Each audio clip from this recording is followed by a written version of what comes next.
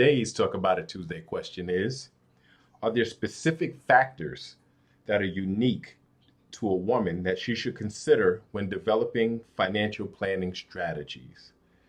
Okay, so I generally give this universal advice uh, on the channel, and even when I do one on one consultations. And the overall picture looks the same, right? So you have to manage debt. You have to have an emergency fund and savings and investing and plan for retirement and have an estate plan and accumulate assets and protect those assets. Those things are universal. What looks different is how long you're planning for them, um, how you can actually plan for them, and what it looks like and is shaped by the differences in, I guess, gender roles and how things play out in society. So let me just give you a few examples to make that make sense. One thing that women have to consider is longevity. Women tend to outlive men, which means that their planning has to be for a longer duration. But let me clarify that. So if you just look at average lifespan and you look at the average lifespan of a woman in the US as opposed to a man, it's only a few years difference. But that's not the bigger picture. The average age of widowhood for a woman in the US is 59. And if the average lifespan is 81.4, I think it is, right? You're talking about 21 years of living without your spouse. That's a long time. So not only do you have to plan to live longer, you have to plan to live longer alone. That's significant, right? 21 years alone. And unfortunately, I have a lot of clients who are widows who did not take part in the planning, did not take part in understanding what investments were made, what financial decisions were made, what bills need to be paid, what taxes need to be paid. Were not involved at all. So the first thing I would say is you can't passively be on the sidelines, right, and allow somebody to take control of the financials and not inform you as to what they're doing and not teach you what needs to happen in the real situation that they're either no longer there, or a big one, you get divorced, or another one, they become disabled and can no longer handle it. So um, that whole longevity piece is critical to understand. You have to plan for a longer period and a longer period alone.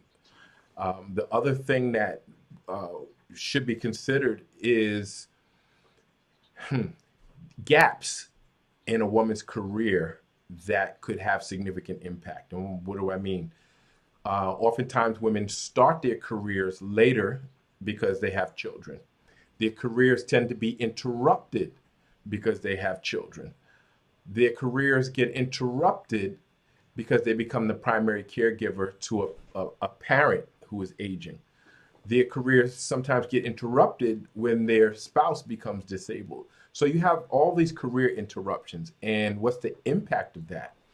If you had a retirement contribution, right, a pension plan or a 401k, you don't have as much contribution in that because it's interrupted. You tend not to have reached the same level of income growth, again, because there were these interruptions. So you didn't have the same amount of time in. You tend to get passed over for certain promotions that would have given you greater income because you didn't have this consistent duration of time in. Um, it will also impact possibly the amount of Social Security that you end up collecting because you didn't contribute as much along the way. So you have all these factors that could impact your life later on because of career interruptions. We talked about a little bit about divorce and the impact of that.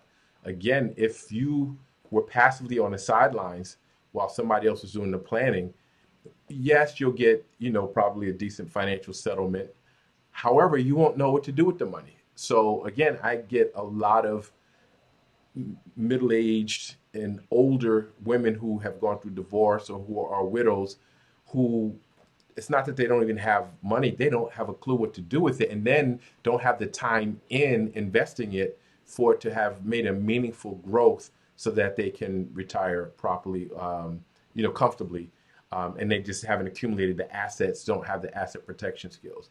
So I think as a woman, there are, again, the bigger picture is the same, but you definitely have to account for longevity. You definitely have to account for the possibility of divorce. You definitely have to really begin to educate yourself on what's going on.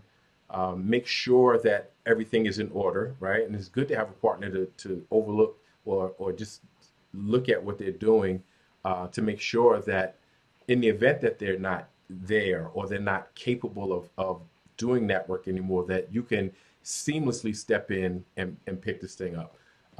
I suggest that you, even though you're a couple, that you practice at least by having your own brokerage account, having your own savings, and you get in the habit of contributing yourself and understanding what that means. Of course, it's a big pot at the end, but you should have the same skills as your partner so that you can, again, seamlessly step in the event that they cannot do it or that they're no longer here for divorce or because they pass away, because those are real possibilities. So I'd love to hear your strategies. I'd love to hear the struggles you're going through with understanding that or the successes that you've had in terms of planning specifically as a woman. But please like, share, subscribe, keep the questions coming, and I'll see you next Tuesday.